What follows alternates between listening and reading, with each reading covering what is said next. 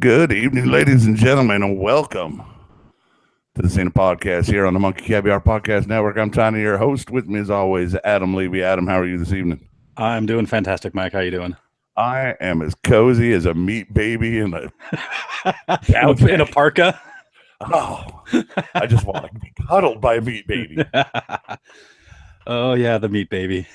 We enjoyed the season finale of Preacher last night, and what a season finale it was. Not to spoil anything, but it turns out it was all a prequel to the comic. It really was. I mean, in the comic book, we never spent any time in Anvil other than a flashback or two prior to Jesse getting Genesis. So this is really all unexplained territory. You know, Seth and Evan just got to play around with characters and really take 10 episodes to set things up before really getting the story moving. And that's exactly what they did for this whole season here. Right, because that finale, those last bit at the diner was right out of the first 3 pages of the comic. Yeah, exactly. It mirrored, I mean, the conversation different, but it pretty much was the exact scene from the start of the book. But let's not get to the end. Let's start at the beginning. It's always a good place to start. And all over Anvil, we're showing some love for the Run Preacher Run on the signs. I loved that sign. Hey, Mabel. One of the best lines of the season to me is he's running by. Hey, Mabel. Yeah, cops chasing after him. We see our beloved mascot up in the window. And my theory on the mascot was shot to shit tonight, but that's okay. Yeah, it was. Well, we'll get to that when we get to it. But so yeah, Jesse's on the run from the cops, and God is coming to Anvil. I mean, the fact that Jesse's been I mean, I'm guessing it's been about a week or so since, or maybe less than a week since the last episode. Jesse's managed to passed, yeah, right, because the last one was on a Sunday as well. So yeah, and Jesse's managed to elude the cops this entire time. You know, we joined in Friday evening, early Saturday evening is when we catch up with him. About 17 and a half hours, I think is it. Yeah, something about that. Yeah, and between that and the fact that we see Cassidy later on, and Cassidy's looking perfectly healed up, looking sharp. Time has definitely passed. So yeah, so the fact that Jesse has been able to elude the cops, and we'll find out a little bit more about that coming up here. He had some help. He had some help from an unlikely source. From a very unlikely source. I was shocked by that. Yeah. So the line for the beauty parlor is staggeringly long, as there's 50% off bikini waxes for the end of the world. Because if you're going to meet your maker, you better do it with a tidy landing strip. Yeah. Seemed like an odd choice for the special, the God Coming to Town special. But, yeah, I guess you got a point. You don't want any stray hair if the Lord's coming down. Right. So on the wall by the line is Revelations 18:10. And I looked it up because I was interested. Of course. So here's what I found. It says, let's see. Hold on. What the hell did I write? Terrified at her torment, they will stand far off and cry, "Woe, woe to you, great city, you mighty city of Babylon. In 1 hour, your doom has come." Kind of fitting for the episode. A little bit. So yeah, your town is about to die. Yeah. And so Tulip is waiting out by the beauty parlor there, and Mosey comes out, and she tells her all the goods that Jesse wasn't taken by the cops, but Donnie. Yeah, I mean, and we did see that. I mean, Donnie was the one that ended up getting him out of the church. Donnie's the one that got him to Odin. So, but we didn't see what happened after he was with Odin so he's with Donnie. So Tulip gonna break out and go over there, but Donnie and Betsy are doing a little slap and tickle, like they do. Yeah. Well, we know they like the freaky stuff. 2 times in outfits this episode, but yeah, first outfit was a little odd, but to each their own. That's what he likes, the rough trade. Yeah. So he gives her the bag of cold peas. Oh, blueberries, yeah. It was blueberries, yeah. So he gives her some frozen blueberries to sit on. And then Tulip crashes through the door with Pink Flamingo. Yeah, Tulip just comes busting in. I mean, we've always known that she's a badass. And to see her come to Jesse's rescue thinking that, one nipple freak Donnie's got Jesse. And after knowing the history, Yeah, she's gonna come charging in to save his day, because no matter what she says, she still has feelings towards him. To be fair, it's her fault. He's a one-nippled freak. This is true. She did it. And, it could have Donnie for not bringing that up every time he sees her. Right? Because I would. I'd be like, bitch, you bit my nipple off. Remember that time you bit my nipple off? Right. That's how I'd start every conversation. Yeah. Like you owe me one. I sew my dick back on. I would bring it up constantly. Oh, good old Clyde. So I was wondering when Tulip crashed through the door with the flamingo, if that on the new CBS MacGyver reboot that they're doing, would MacGyver ever just smash in a fucking window with a pink flamingo? No, he'd find a way to make a glass cutter, cut a hole out, unlock the door, and then open it up. Right? It would take him 20 minutes to do what she did. 1 second. Yeah. So she crashes. Tulip's a sledgehammer. MacGyver's a Swiss Army knife. Come on. Right. So she crashes through. She pulls a gun on Donnie, who can't hear what she's saying because he's deaf. Still half deaf, yeah. Slams Betsy's nose into the table. And Jesse comes out like he's waiting on a Pop-Tart. Like, la, la, la, I'm just out of the shower. What up, baby? Yeah, that was one of the first, what the hell moments of the episode. I was blown away. Like, just hanging out, chilling, having a beer. Exactly. Jesse and Donnie become best friends all of a sudden. So, well, we'll get to that in a minute. But first we go to the jail, and Cassidy's in there with the Savage, and he gives him a little pep talk and tells him to cheer up. And everything's going to work out. Don't give that mascot any fret. I hate that what it's doing to the poor Savage. Yeah, he is not having a good time of it. I mean, his life's been spiraling out of control ever since they replaced him with the prairie dog. Damn prairie dog. So they let the old Savage out of jail. I don't know what he was in there for. No, they never explained it. But they never explained. But he carried his shoes home. But we didn't figure out why Cassidy was in jail either. It's like all of a sudden, last we saw of him, he was still half burned, digging up angel hands. We assumed Cassidy was in jail on Root's order to find out where Jesse was. So Root brings out the Manila folder, and Cassidy's favorite kind of person is the Manila folder people. Yeah, and he has some interesting charges in his past: some assault and battery in Vegas, lewd and lascivious in Nashville, attempted murder in New York, all fun things. Well, to be fair, he doesn't like magicians. I don't like magicians. Yeah, I got that on my side. I don't like magicians. To be fair, he told him I don't like magicians. Yeah. But it's the dates on these random crimes that gets Root's hackles up, I guess you want to call them. It's 1961, 1950, 1940, and 1922. Yeah. And he looks so good. He does. The fact that nobody else seemed to put this together, makes you wonder what kind of police force there is around the country. I mean, right? Well, are you really looking for vampires? I mean, not true, but it took Hugo all of less than a week to piece it all together. Hugo Root's a super cop. He is. I got to give Hugo Root in this show a lot more credit than they gave him in the comic books. He was a very different character in the comics, and in the comic book, he was just this. Racist, bigoted. He was a racist redneck. Everyone, yeah, and including Eugene, especially Eugene. Yeah, especially. I mean, he blamed Eugene for his life. Yeah. So Root sets down his little coffee cooler and pumps around into Cassidy's belly to prove his point. And then gives him blood so he can get better, so he can continue to shoot him more times. Yeah, well, that's a fun day. Yeah, I mean, it's like, what was Cassidy's comment? He's like, is this kind of questioning where is this kind of questioning legal? And he's like, in Texas. Texas, right? So from there, cut back to Donnie and Betsy and Tulip, Jesse sitting around the table, and we're learning about the new Donnie who was merciful when the preacher let him live in the bathroom. Yeah. Which is great, except they never showed him be grateful ever. No, I mean, they just kind of brought it up to be like, we had to put Jesse somewhere. Yeah, I mean, it was a complete 180 for the character. Even after that whole scene in the bathroom, Donnie still seemed to want to, kill or kick Jesse's ass. Right. And I was waiting for, Jesse used the word on him, and this is why they're doing it. Yeah, I mean, but that's the thing, ever since he got the word back, he hasn't really used it. Yeah, well, when he's used it, it's been since the be patient with her days of just randomly doling out the word. He has been very, very tight-lipped with it and using it only in situations where he should. Yeah, I think he's got. Where I he think he's really got a little needs an answer. smarter.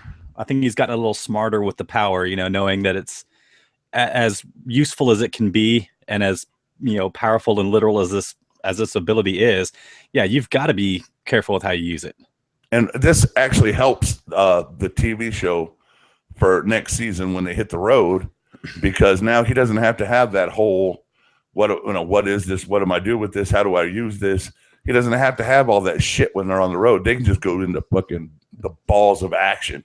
Yeah, I mean, so, and I'm hoping that with now that they've gotten this stuff out of the way, that we are going to have that second season is going to be amazing. Right. Garth Ennis says the comic book starts at 150 miles an hour, and that is absolutely true. And now we're at the start of the comic. So I expect this roller coaster to pick up speed in a big way next season. I'd say the show went from 0 to 60 in 10 episodes. Yeah, I agree. And now we get to go to 60 to 100. Yeah, and hopefully very quickly. Yeah, let's hope so.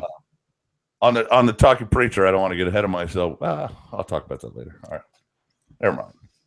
So Jesse and Tulip head out for a smoke, and it looks like they're going to bang on the car.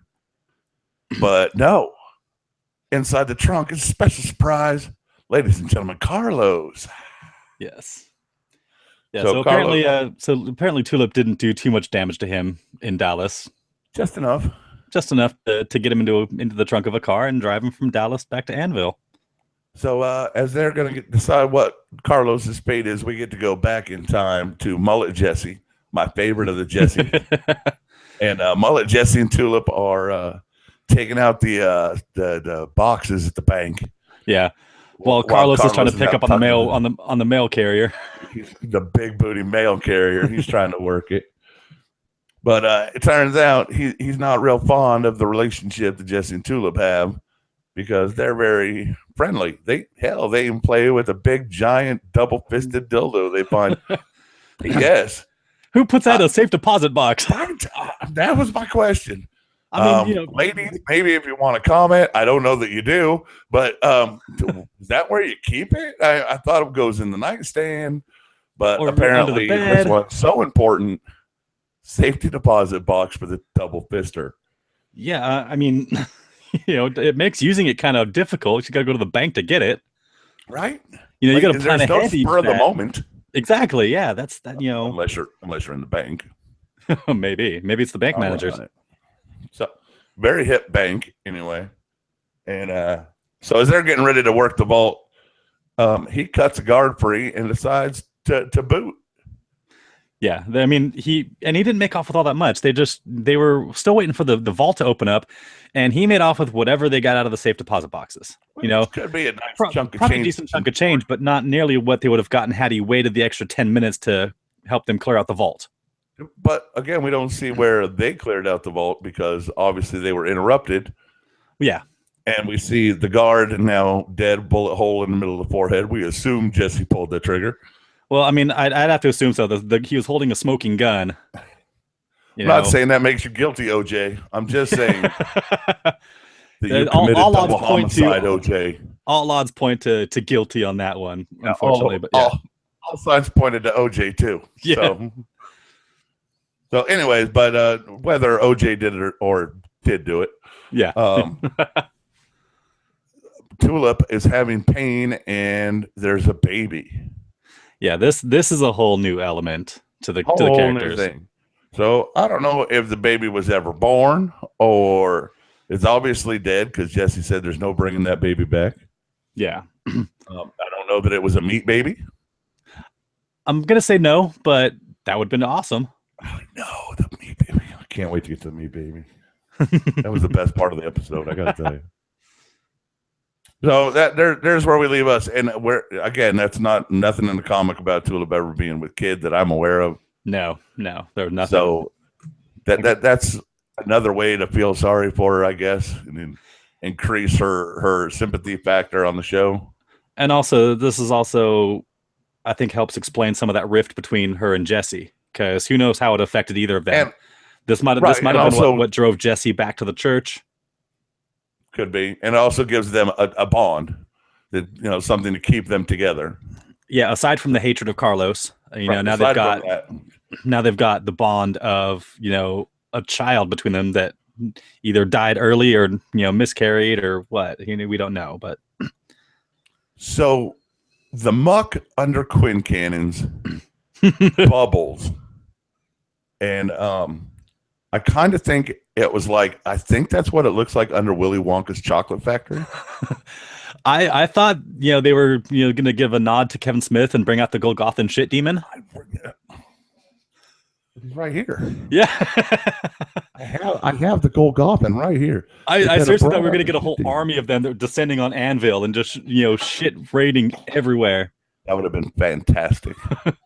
I just dropped the whole Clerks 2, the whole talking line fellow. I'm sorry. It's okay. We can't see most of them. They're fallen angels anyways. But hello. Thank you, folks. Tried to feel. That was horrible. All right, yeah. So the muck under there is it's giving off a gas, we think. We still don't know at this point. But I mean, I wasn't when I first saw it, I wasn't quite sure. I didn't I wrote down shit or cow waste. I don't know if it was just it is cow waste. That's what I meant like blood and the viscera from the slaughterhouse. No, we're talking waste. We are talking waste. It is a bat guano town. It was a Young Guns. I've never been to a bat. Yeah. So but the Watcher guy, I think his name is Pappy, because I looked him up on the IMDb. I just call him Homer. Yeah, well, so Homer Simpson's in there, and he's trying to talk Marge into getting funky. Yeah. And Marge ain't having that shit. And he's like, no, not crazy. Just like, frisky. Frisky. Yeah. Frisky. And she's like, nope, shuts that shit down. They can watch a movie instead. I don't know what the film choice was. They never brought it up. They should have. I bet it wasn't The Big Lebowski. No, probably not The Big Lebowski. It would probably have been something, Terms of Endearment or some, I don't know, something bad. Something horrible. So Cassidy's laying in the jail, and he's pulling up various bullets from his body, and Rude's asking where Eugene is, and he tells him, it was an accident. Jesse didn't mean to do it, but isn't there a little party, just a little bit, it's just happy that he's gone, so you don't have to look at that butthole across from you at breakfast in the morning. Yeah. And, I mean, I think Cassidy hit the nail on the head there. I mean, Cassidy, really says the stuff that Root didn't want to hear. No, not at all. But I think for the Sheriff Root from the comics, those lines would have bounced off him, and he still would have acted the same way. Oh yeah, but it would have been a different reaction. It wouldn't have been deeply scarred, emotional. It would have been, man, that's funny. Bam, bam, bam, bam, bam. Yeah, pretty much. But Hugo proceeds to unload a clip into Cassidy, and then it lets him go. Says, and then Cassidy's like, well, that kind of proves my point right there. Right. Yeah. All right. So that's Texas justice. Yeah, and then he lets him go. So Tulip and Jesse discuss this eye for an eye revenge against Carlos. And if he killed their baby, if that's what they're blaming him for, then they can kill him, rightfully so. Eye for an eye, correct? Yeah, that's what they say. So Jesse gets to it. He grabs the kitchen mitt. He grabs the gun. He's going to put the gun inside the oven mitt. Well, I think we passed on one of my favorite lines before we get to here. What's that? Where Tulip says, "God better be white, or I'll have some more explaining to do." Oh, yeah, that's great. I brought up that she says, "Oh, yeah, see, he's white." Yeah, and this whole scene is weird because, for the last 9 episodes, we've had, Jesse confronted with this a couple times, and Jesse doesn't want to have anything to do with going after Carlos. Doesn't want anything to do with it, nothing at all. And all of a sudden, like that, it's like, okay, let's do it. I'm gonna do it, and starts grabbing the stuff to get ready to go and do it. All right, but to be fair, I've been in a relationship for a long time. And there are arguments that I just straight fucking give up and just like, fine, I'll do it. Just stop. So no, I understand. I've been there. I've been there as well. But I mean, the just the zeal with which he set out to do this task. Like he was like, all right, I'm ready for it. Let's go. I mean, it wasn't like, okay, it's like, all right, I'm not. It's one of those like, okay, I'm just gonna do this to shut you up. It's like, no, all right, you've convinced me. I'm gonna go kill this fucker. I think it was more of he was just tired of hearing about it, and you know what? You're right. Let's just do it. Fuck it. I'll be done with it. It'll shut her up, and we can move on. But I like the style that, you know, he's going to put the trash bag over the guy first. And then the oven mitt silencer. And you know, he's not going to hit the axle because he's going to aim a certain way. And a well thought out plan. Oh, yeah.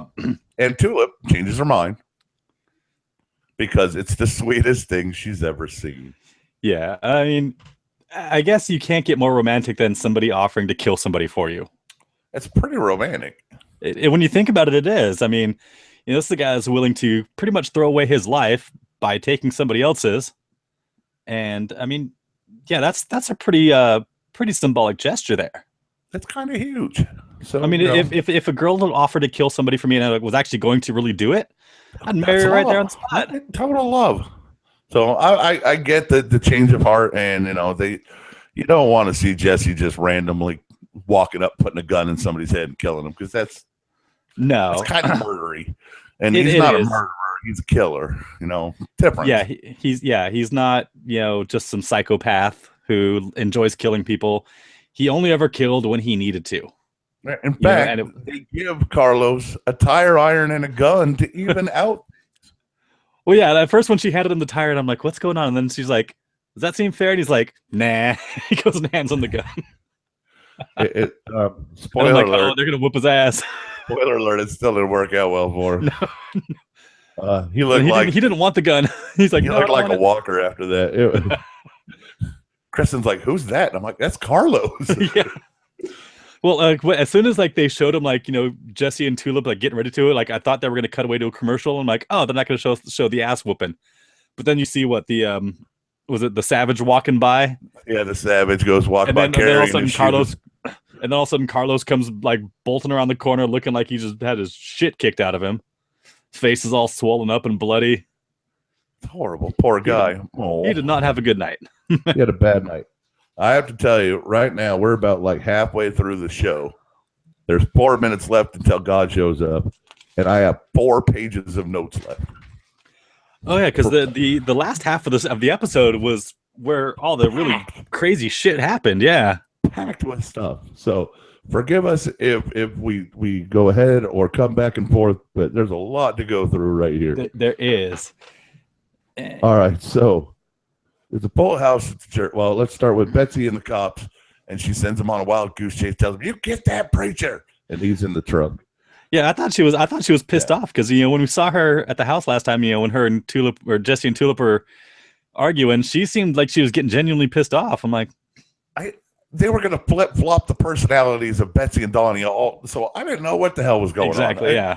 Like, what? They're pissed off now. What happened? Yeah. No, he's in the trunk. Everything's cool. Yeah. They go in, and Betsy apparently has taken a course at the community college on how to work angel phones. Yeah, heavenly tech. She knows how to work shit. And she knew her shit. I mean, maybe it's because, you know, it's similar to, you know, the QMP telecom system. All right, possible. Maybe, sure, but she managed to figure out whether there was a speaker and that it was a fucking FaceTime. Yeah, we're gonna video chat. Yeah, here's your video conference, and you know the fingers go right here. I mean, so by that rationale, if we had the power, we could call God into this podcast. Yeah, sweet would that be? That would be awesome. I would have a few questions. Just a couple. I'd rather call Garth Ennis into the podcast, but wouldn't that be way better? That would be awesome. That would be like talking to God. Yeah, pretty much. Yeah. Garth, and if anybody knows Garth Ennis, please, anytime. I've had a beer with Garth Ennis. Well, that's not helping us.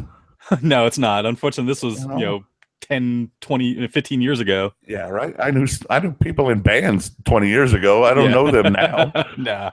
So, but anyways, so Betsy walks him through the where to put the hand and how to work the Jesus phone, and he's ready to go. Yeah, I mean, So, everyone's house. pitching in to get the church cleaned up, to getting ready for Cleaned Sunday. up, the hole to hell covered up. Everybody's ready to go. Yeah, I mean, it was a team effort. Donnie and Cassidy and Tulip all working together. It's nice to see a community come together like that, especially when they used to be enemies. And then the community comes out in droves. The whole town's there. The Savage is there. The mascot's there. And I'm thinking my plan for the mascot looks brilliant right now. It does. I mean, I thought I was a genius. Not. And I got to say, though, that was an amazing theory. It really theory. Was. I gave a lot. Melody kind of brought it up, and I just kind of expounded on it. But yeah. Yeah.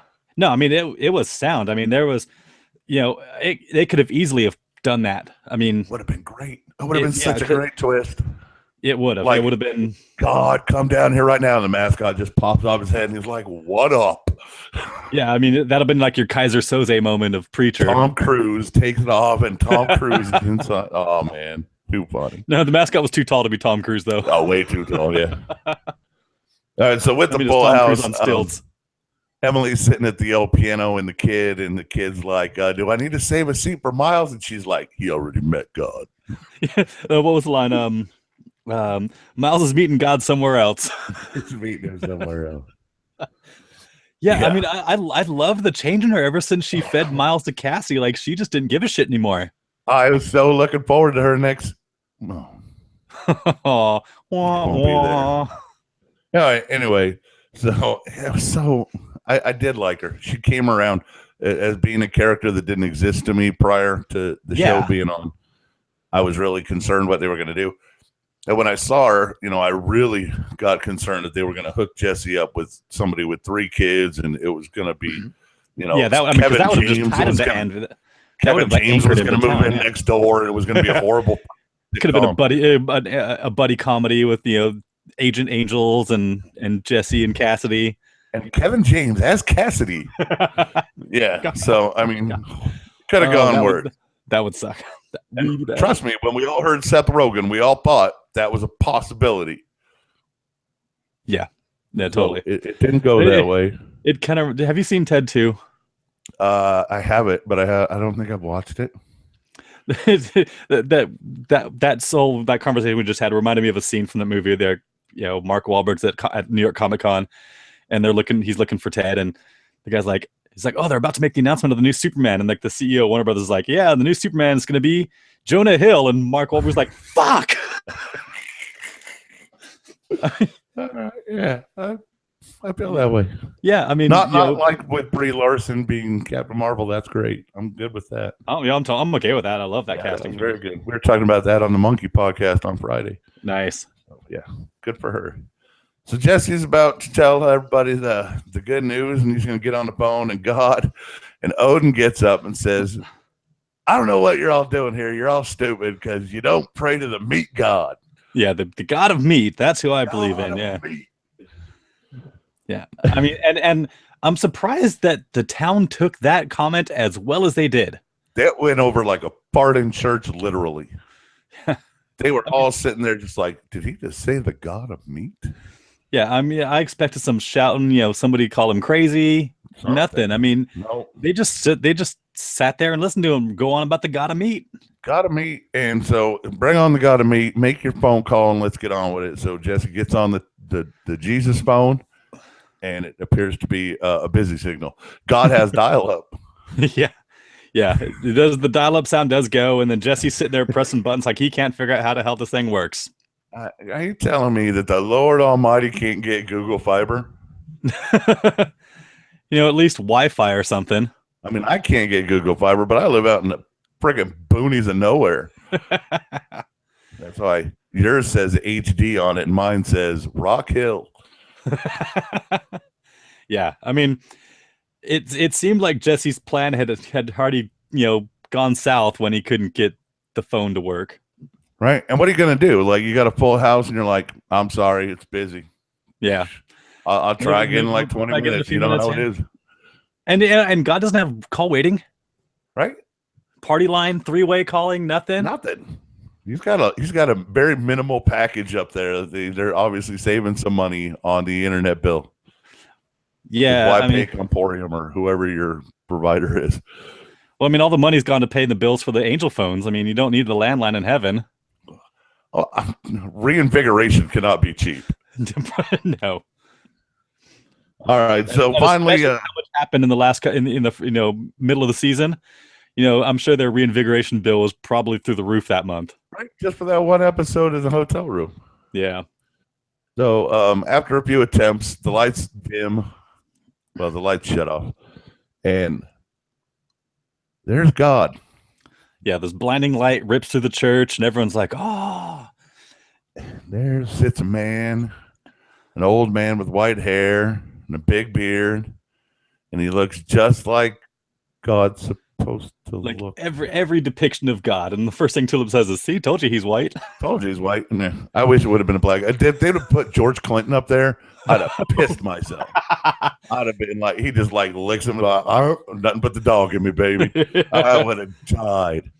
But no, we don't get that. We get white God. We get the generic God looking, big white hair, big fluffy white beard, white robe, sitting on a throne. I am, and the son of this morning star, and I am the Alpha and the Omega. Yes. And yeah, all right. So, who are they to question the God, their God, blah, blah. He's ripping into them. And Tulip totally calls bullshit. She's like, you made a baby cry. Well, I loved Cassidy's line, too. He's like, I did a bunch of angel dust, drank an 8-pack of Red Bull, and went to a Bieber concert. This is crazier than that. Right? I couldn't hear the angel dust part. I got the Red Bull and the Bieber, but the angel dust. So that is funny. That would be horrible going to a Bieber concert. Well, I don't know. I could probably do it on a bunch of angel dust and an 8-pack of Red Bull. All right, maybe, yeah. Yeah, I put up with some really crappy shows at Bonnaroo. Well, people at Bonnaroo don't all do drugs. No, I'm sure they don't. No, not all of them. Wink, no. But yeah, I mean, that's the thing with festival shows, though, is you have to put up with some crappy bands to get to the good stuff. Right. You're never going to want to see all of the bands at a festival like that. No. And there's too many to choose from. So pick your spots and stay hydrated. That's my golden rule for Bonnaroo. So the town starts opening. God opens up the town to Q&A. I wrote that exactly. God does a Q&A. And like, why do bad things happen to good people? Because we need to experience everything. That's cop-out answer. Fine. Cool. What else? Odin asking about his family. Odin asks about Lucy Liu. Is she there? Sure. Why not? Yeah, she's here. She's here. Cool. Clyde asks if he can get his dick reattached. Yeah, can get my dick reattached. That made God chuckle. And it made the whole town chuckle. Yeah, right. I made everybody laugh. And I love that he's still carrying his dick around with him. He's still carrying it around with him in a little ice chest. But I mean, who is the Almighty to give the guy shit when he has his dick blown off? That's not cool. And let me ask you a question. If you had your dick blown off like that, would you carry it around if you ever went in a little ice chest? No. There comes a point in time where you got to give it up. I might have it stuffed and mounted and put on the the mantle. Like, see, that would be cool, but you wouldn't be carrying it with you everywhere you went. Well, I don't know. I might, if I had like a trophy made of it, and I could just make it into a keychain, like an Oscar. Oh, a keychain, very nice. Maybe or a necklace. Mr. T style pendant, yeah. Maybe a necklace. Gold plated. Yeah, a little bling underneath. So Jesse, the God asked Jesse, do you have any questions, preacher? And he's like, what's your plan for me? Why'd you give me this power if I'm not even supposed to use it? And because that's been Jesse's theme for pretty much the entire first season is, what's my place here? His name once he finally came to the decision. Yeah, he came to the decision that he needs to save this town, and when he realized he had this power, he figured, okay, I've got the tools now to save this town. Right, and so God says, you know what? Town is saved. Everybody's saved. Everybody is saved. Yeah. And he says, even Eugene is saved. And then he breaks character and picks his nose. Yeah, I mean, even angels, I guess, gotta clear the pipes every now and then.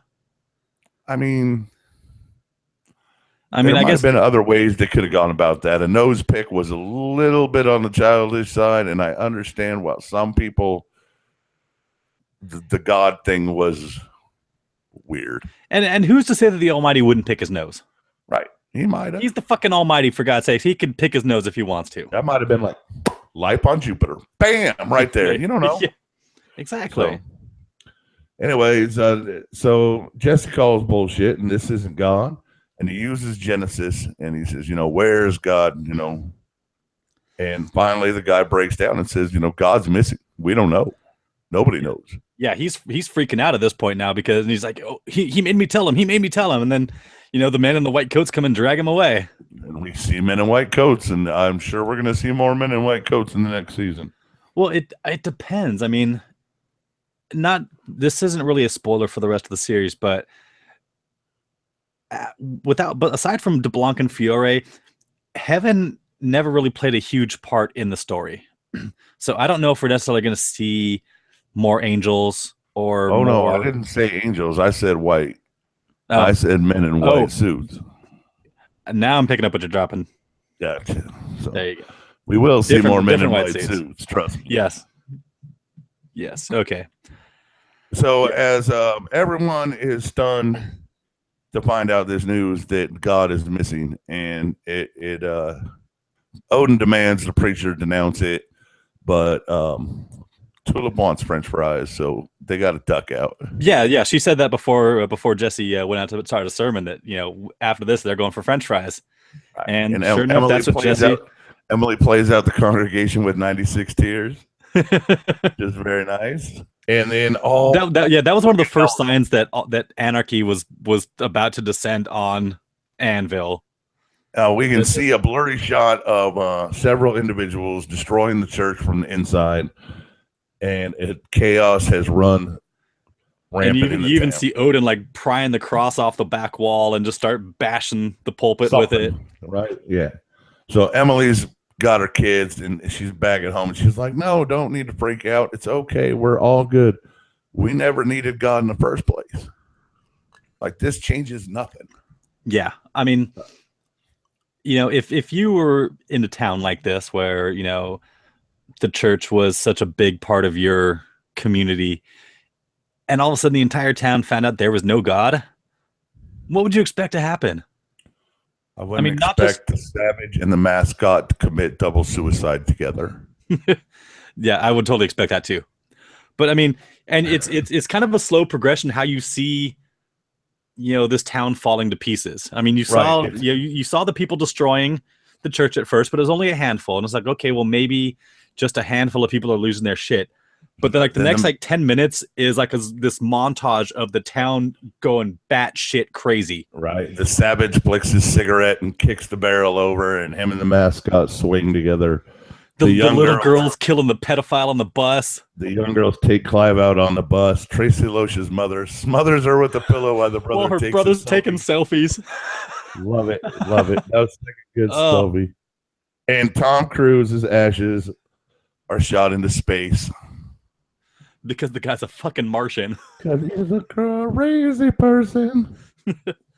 So, but the best part is what comes next. Well, wait, we got Betsy and Donnie in their her little Wizard of Oz outfit. With the outfit, which is real cute. And then we see Odin. And he's holding the meat baby. Yeah, we didn't know what that was at first. We see him holding, something looks like a child in like a blue parka. And then as it gets closer, we see it as a little child made of ground beef. All right, somebody for Halloween needs to go as Odin and carry around the meat baby. Somebody has to do it, and I need pictures of this. Oh, man, that is... I mean, now, it isn't quite what we wanted to see, but it's probably as close as we were going to get. Yeah, sadly. We never got outlashed the way we wanted her. No. And unfortunately, so after the meat baby, the machine is blinking, warning danger. Now, did we ever really talk about what it was that we wanted to see from Odin? Is it too much of a spoiler to really? I guess that he's gone. So there was it was a meat god, but it was a large, giant meat woman. Yeah, and he had a lot of sex with it. Yeah, I mean, and when we say giant, this thing was probably 3 times the size of Odin. Yeah, it was You know, good. If he was a 6 foot man, it was a good and 18 it foot wasn't made of ground beef. It was made up of just like strung together parts of parts. chickens and cows and whatever. Yeah. Um, It was torsos and all. Yeah, it was glorious do drawing. yourself a favor and look it up on Google if you really want to see. If you're not going to read the Yeah. book and you really want to see it, look it up on Google. Just Odin and the meat person. But It's you have 1 year now to read the comics, and it's starting right from where the comic started. So you got nothing to stop you from reading them. So go get them, read them before the yeah. I next mean, season. I'd say support your local comic book store and buy the books, or Comixology, and you can buy the trades. Or there's even sites where you can download the stuff for free. I'm not saying you should do that, but if that's the way you want to go, the stuff is out there. Read it. It is worthwhile. It is by far one of my favorite graphic novels ever. But before the watcher lets the whole town go, he's having a little frisky fun. Yeah, he's finally getting his happy time. And I don't know who that Although he doesn't was. look too happy. He looks like he's sitting there crying on the bed. Well, no. He was smiling. He was dead, but he was smiling. Oh, He was dead. He went out early. I'm guessing heart attack. I didn't realize he was dead. Yes, sir. He's out. He's Well, done. good for That's why him. she's in a panic with the ball gag up there. Yeah, And, I loved her trying to work the machine. Great backside. Yeah. Brilliant job there, guys. Yeah, I mean, But, that's some brilliant casting. That it doesn't work out. She doesn't turn it off, and boom, there goes the town. Yeah, and yeah, we realized it's a what was it, a methane electro reactor? Methane electro reactor. Correct. So I mean, and so now this makes sense as to why you would have meat and power together. Meat and power and vents all over the city. Yeah, I mean, this entire town was being powered by methane. Yeah. I mean, that's it's horribly dangerous, as we saw, as we will see in a few minutes. But B, I mean, how much waste do you have to accumulate to be able to generate enough methane to power an entire town? Right. So if he was looking to expand, it was only going to get worse. Yeah, I mean, I don't want to know how much shit was down under that town. It's a lot of shit. Yeah, I mean, because it's probably going back to his grandfather. Yeah, it's a good amount of shit. Years and years of shit. Well, and this all makes sense as to why the whole Green Acres group was such an enemy of QMP. An environmental group would want this stopped, of course. Yeah, they'd want this whole thing shut down immediately because it could destroy a town. Yeah, I mean, and that's what it does, folks. Everyone is gone. Yeah. Like if you haven't figured this out yet, Anvil has been wiped off the map. There's gone. There's no Sheriff Root next year. There's no Emily. There's no Donnie. There's no O. They're gone. The whole cast has been reset except for 5 people. Yeah, the only person from Anvil to make it out of this series alive is the one that's stuck in hell. Yeah. He's the only character from Anvil to make it out.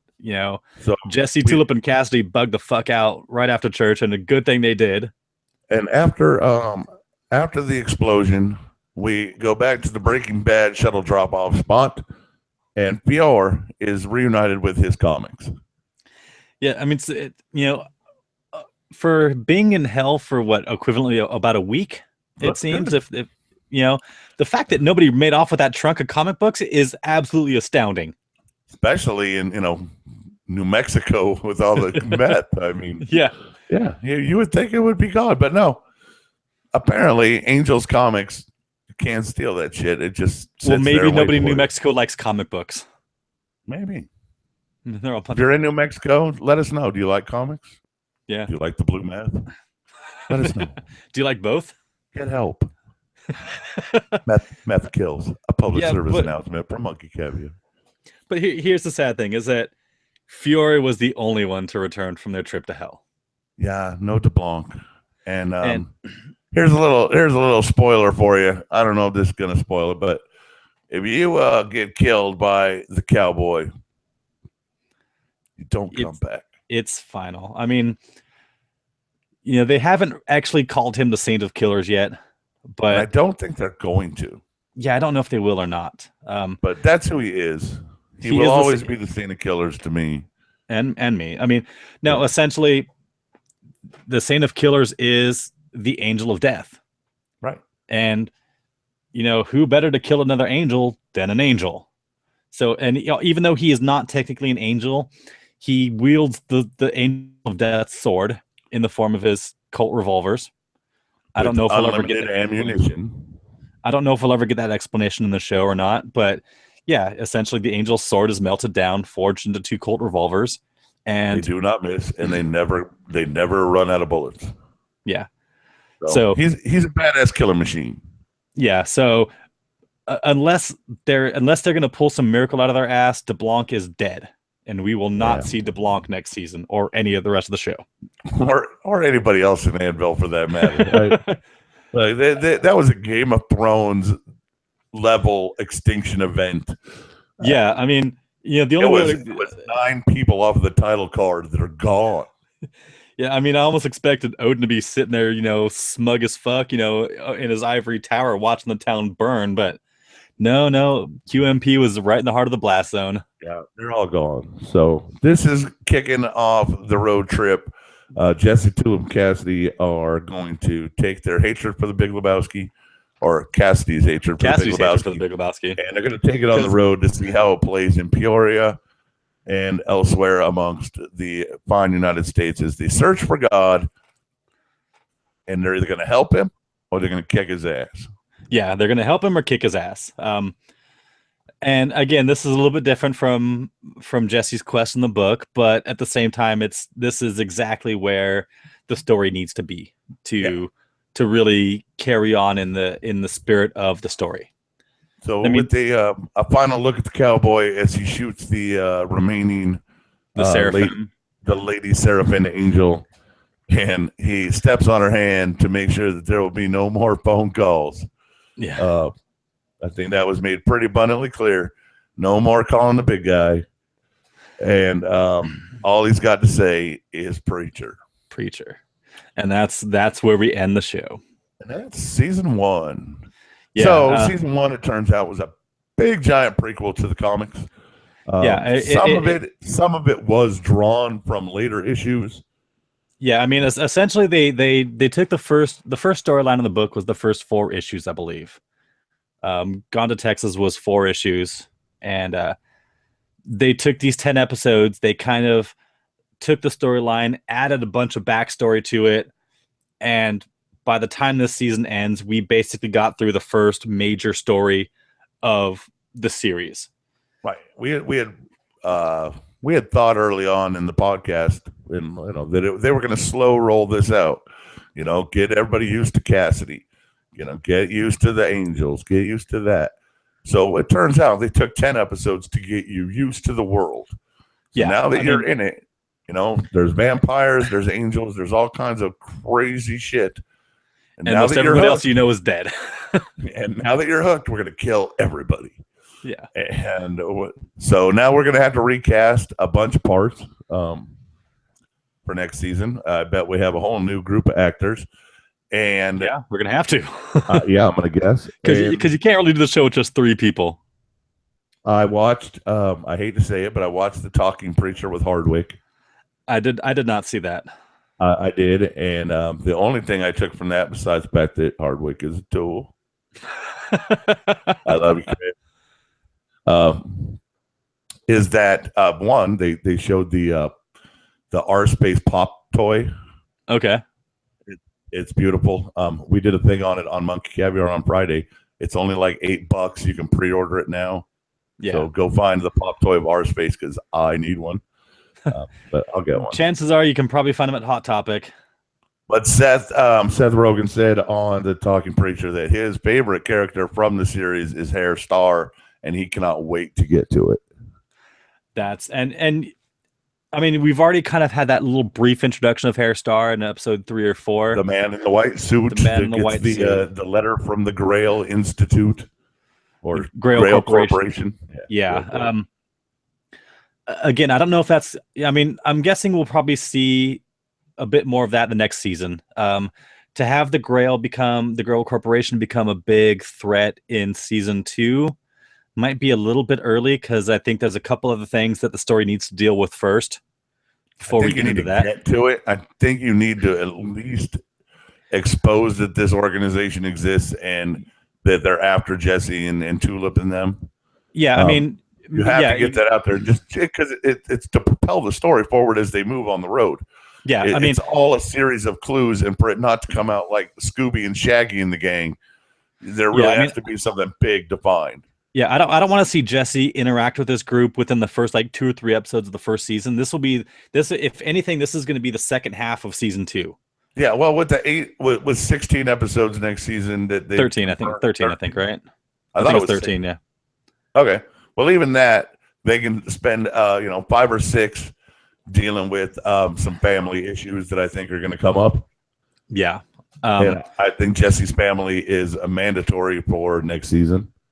It is. I mean, going by the book, there, the second story was New York and Cy, the journalist, and I really don't think they're going to go straight to that because that seems, with the scope of the show and how things are done, even like looking at Game of Thrones, some things have to be cut out, some things have to be rewritten or changed a bit to fit with the flow. To go from Anvil to New York in a random like what the hell's going on story doesn't make sense to immediately jump to that next. I mean, if they want to move that later on while they're on the road trip, then you can do that fine. They could separate the group a little bit. They could move Cassidy to New York and let Tulip and Jesse deal with things, back in Texas. Yeah, because there are ways points in the book get Cy and those guys involved. Yeah, I mean, there are points in the book where the group does split up and they go their own separate ways for a little bit. So, I mean, it's entirely possible that we may see this trio break up for a time, and it's not a bad thing. It's just, Cassidy's got things he's got to take care of, on the East Coast or the West Coast, and Jesse and Tulip have their own things they've got to take care of. By changing Tulip's character a bit, from the wannabe hitman in the book, they've kind of taken out that little bit of storyline. Mm-hmm. But, there are still plenty of ways they can get these characters to where they need to be. Yeah, I agree with you on that. I don't think that's going to be a problem at all. I think I really want to see next season open with the 3 of them in a brawl against other people, like a large group of other people, so we can see all 3 of them in action at one time. And I mean, that's the thing, we never really saw Tulip fist fighting or just, participating in these brawls in the books. It was always Jesse and Cassidy. But the way that they've made Tulip in this show, she could easily hold her own in one of these fist fights. It would be totally fun to watch. It would be. I mean, she is just as badass as Jesse. Agreed. I mean, in the later on in the books, you saw Tulip with a gun, and Tulip was amazing with the gun. I wouldn't want to fuck with her if she had a rifle in her hand or a pistol or anything. You never really saw her using her fists. But the first episode of the show, you saw Tulip in the back, in the car beating the shit out of that guy. With the corn cob. With the corn cob. I mean, come on. And you realize this woman is not someone to be trifled with. Right? A bazooka out of household products. So, yes, let's let her fight. I mean, please. She can hold her own in any situation. The Tulip from the TV show. And all we ever hear is that there's no strong women characters on TV and in the movies. Here's your chance. Make her tough. Make her a badass. Let her fight. Let us see her fight. And I read something, coming out of the panel at Comic-Con about somebody was questioning the whole sex scene with her and Cassidy and how it was, it didn't fit her character. And down in that beer, sir. Oh, hell yeah. This is tasty. It is the finale. It is the finale. I'm celebrating with a nice bottle of Woot Stout. If you haven't tried it, I recommend picking it up. You can find it at your local Bevmo or any place where fine beer is sold. It is delicious. They are not a sponsor. I wish. If Stone Brewery was sponsoring us, this would be an amazing show. That would be great. We get paid beer. Let me rephrase that. We're already an amazing show. This would be an even more amazing show if we had Stone Brewery, sponsoring us. Sir. So yeah, that's season 1. I'm happy. I didn't think it was going to be a prequel, but I'm glad it is, kind of, because I think it's set up and ready. And a longer season is going to be so much more fun for everybody next season. Yeah, I mean, I remember, the first the first couple episodes of the podcast, I was talking about how this felt like the Smallville version of Preacher, where it's just you've taken these characters and you've changed the story around, you've put them in an earlier time, and Maybe soften them up. Will we get to see them get to the point where we know who they are? Will we ever see young Clark Kent become Superman? Will we ever see this Jesse Custer become the Jesse Custer that we know from the stories? And they wrapped all that up within one season. So I think we've seen as much of the Smallville aspect of this Preacher story as we're going to see.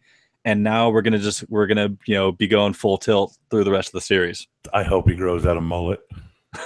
Yeah. I want to see him. I mean, the look of Jesse has been pretty constant throughout this whole season. He's been pretty consistent with how he looks in the books. I mean, put on a pair of jeans, the black shirt, and with the little tabs in the collars, and but the haircut is definitely late in the book, Jesse.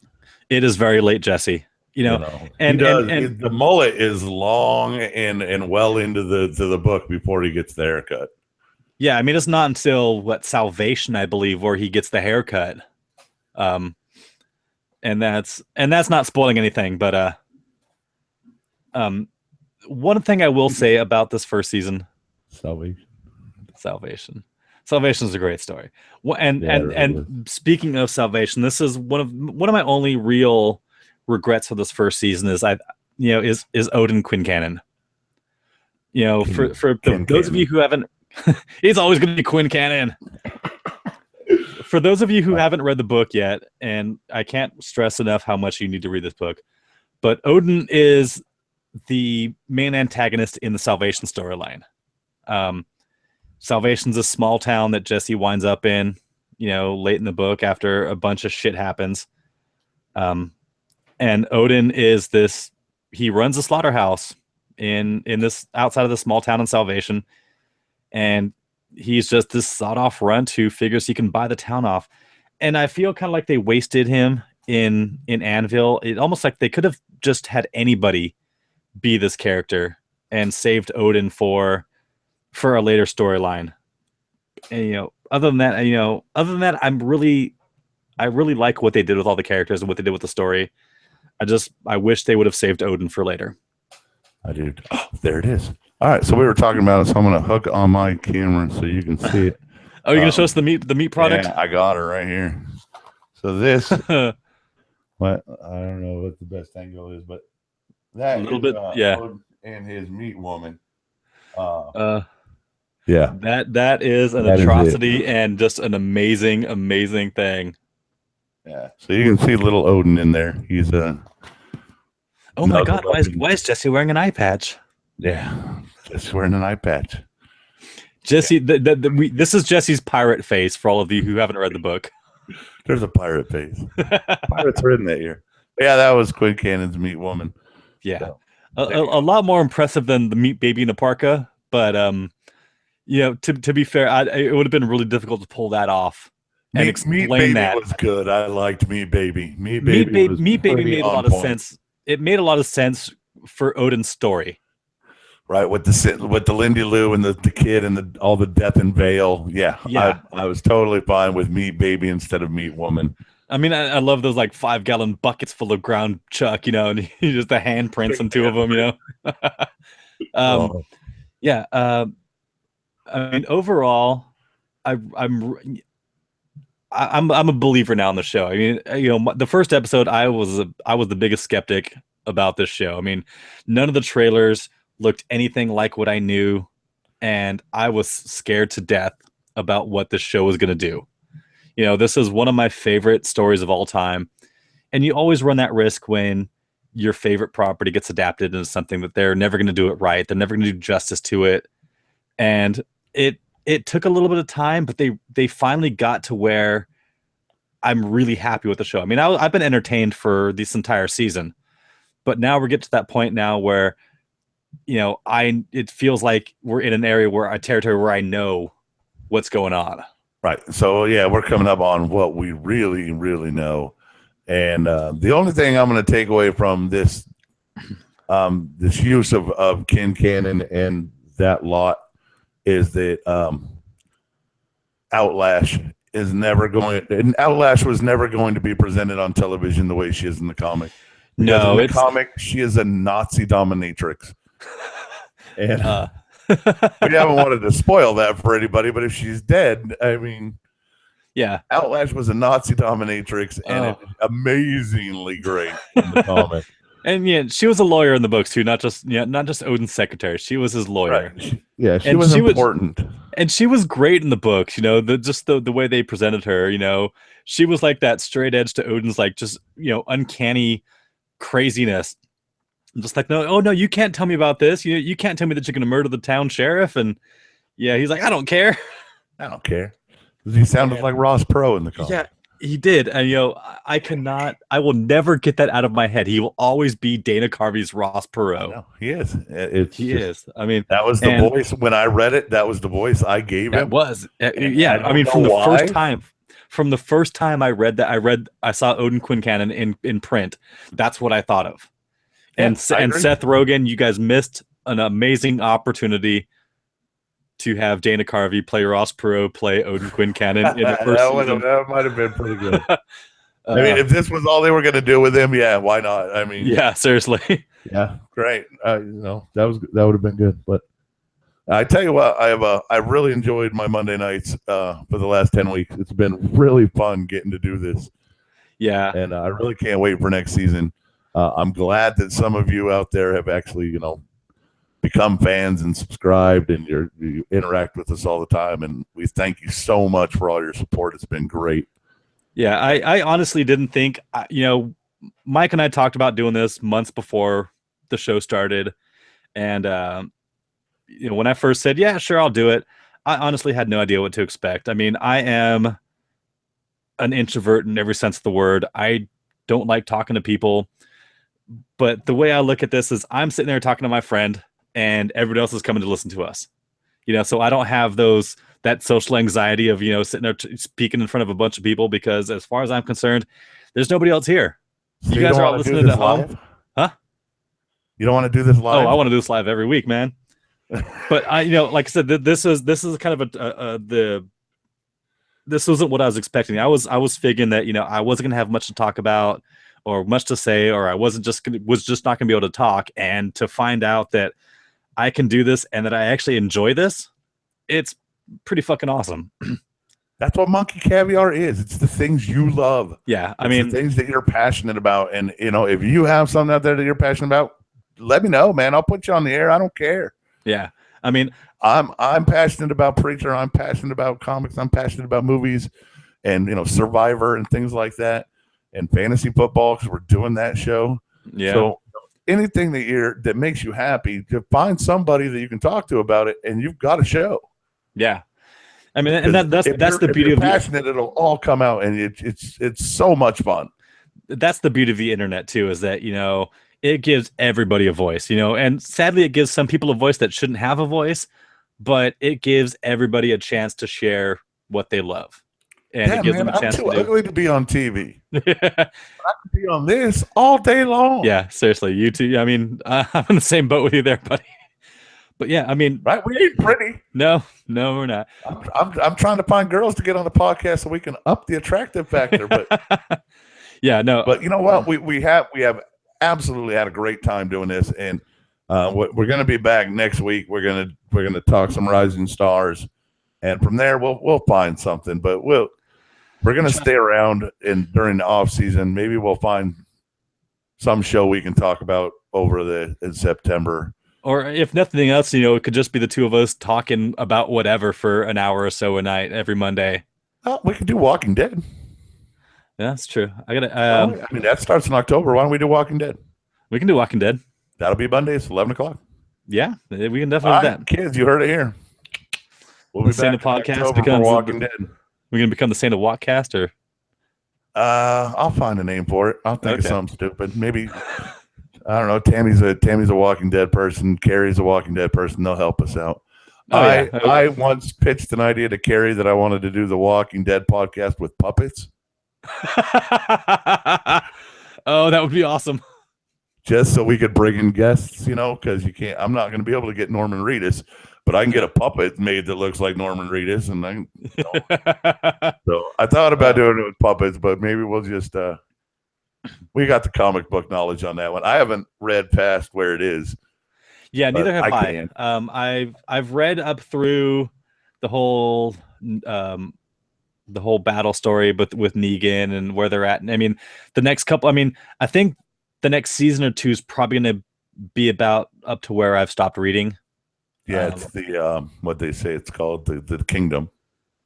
Well, the Kingdom, yeah, that wasn't an actual story title, but it's a whole nother place that we're gonna get next season. That's what we're getting this. Yeah, apparently this season. All Out War was the storyline, where the Sanctuary Hilltop and the Kingdom, teamed up to take on Negan and his survivors, or whoever they were called, the saviors. Yeah, I don't know that I've read past episode 100. I know I didn't get to Negan. Okay. But I have them all, and I just got to do it. And we're going to do the show on it. I'll definitely do it. Yeah. And the one thing I will say about that is I think Jeffrey Dean Morgan is probably an amazing casting choice for Negan. I mean, from what we saw of him in that final episode, so good. I mean, I heard rumors that they were talking about John Hamm to play Negan. I would have been okay with John Hamm. I'm okay with John Hamm. I would have liked to seen John Hamm do something where he's a schizo. Out on the edge, but I mean, a lot of personality. So Hamm might have been a good choice.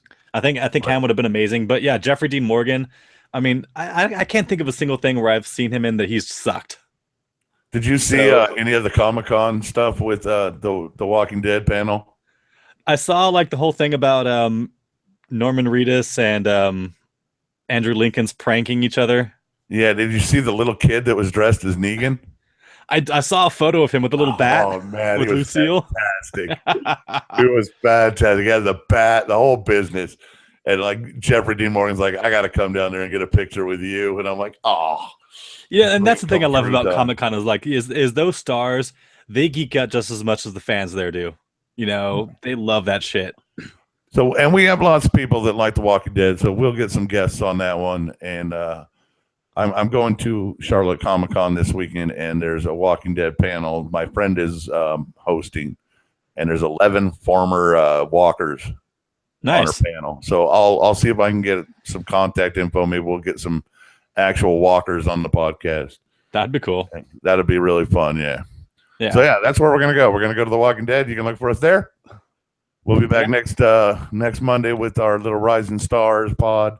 That one might take a while because it's a big book. It is a big book, but we're just going to walk through it. We're not going to spoil a whole bunch. We're going to spoil the shit out of it. If you haven't read it, it's a 15-year-old comic. Yeah, read it. What are you waiting for? Yeah, my hashtag is catch up or be left behind. So yeah, fair enough. That's where we're at. I mean, and considering considering we're going to be talking, if we're going to do like a random comic book stuff here and there, you can't really talk about comic books without spoiling some of these stories. If we're going to talk about graphic novels or series, if you have to sit there and try and talk about it without spoiling it, that's really going to limit what we can talk about. We're going to spoil the show because this is a finished, complete story and we can go front to back on it. So that's what we're going to do. We're going to spoil it. We're going to talk about who we would cast in the movie. We're going to have all kinds of fun with it. So I'll have to sit there and try and cast it now. All right. Well, I got homework now. You're reading it through this week and, just jot down some notes. We don't have to do every character. There's way too many, but yeah, there are. We'll do the couple here and there. Yeah. The few main ones that we got. Yeah. All right, folks, that's going to wrap it up for this week. We really appreciate you and your continued support, and thanks for being with us all season long. It's been a hell of a ride, and we can't wait till next season, and I guess we'll see you for Walking Dead in October. Yes, we will. All right, until then, love many, trust few, and do harm to no one.